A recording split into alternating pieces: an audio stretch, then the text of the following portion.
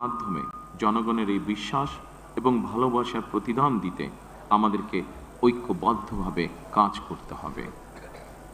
এবার আমি সারা দেশে বিএনপি সর্বস্তরের নেতাকর্মী সমর্থকদের ধন্যবাদ জানিয়ে বলতে চাই, শত নির্যাতন নিপীড়নের পরও আপনারা রাজপথ ছাড়েননি, গণতন্ত্র প্রতিষ্ঠারত সংগ্রামে অটুট ছিলেন, অনড় ছিলেন। এবার দেশ গড়ার পালা আমাদের। দেশ পুনর্গঠনের এই যাত্রায়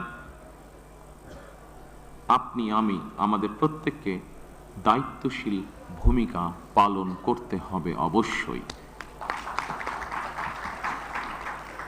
আমরা গণতন্ত্র এবং মানুষের অধিকার প্রতিষ্ঠার এই বিজয়কে শান্তভাবে, শান্তির সাথে, দায়িত্বশীলতার মাধ্যমে উদযাপন করেছি।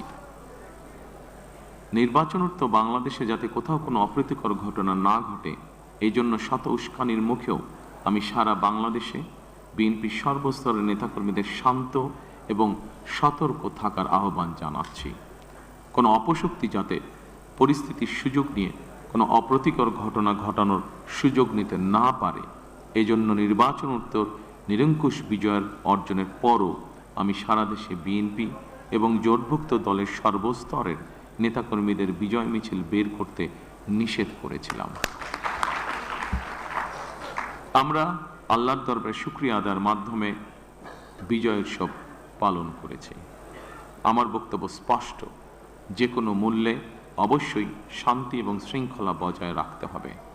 কোনো রকমের অন্যায় কিংবা বিয়ানি কর্মকাণ্ড আমরা বরদাস্ত করব না।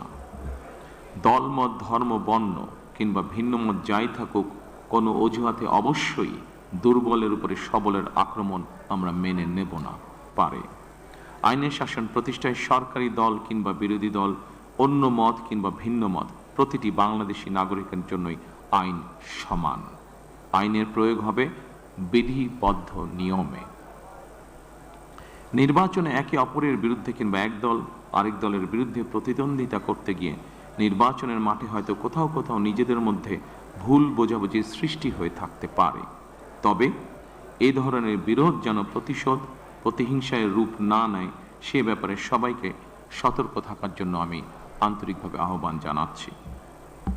দেশে গণতান্ত্রিক জনগণের প্রতি আমার আহ্বান, আসুন যেভাবে আমরা গণতন্ত্র প্রতিষ্ঠার লড়াইয়ে ভূমিকা রেখেছিলাম, একইভাবে এবার দুর্নীতি এবং আইন শৃঙ্খলা নিয়ন্ত্রণ এবং জনগণের প্রতি জবাবদিহিতার মাধ্যমে আমরা বাংলাদেশকে একটি নিরাপদ মানবিক বাংলাদেশ হিসেবে প্রতিষ্ঠার জন্য যে যার অবস্থান থেকে আমরা ভূমিকা রাখি।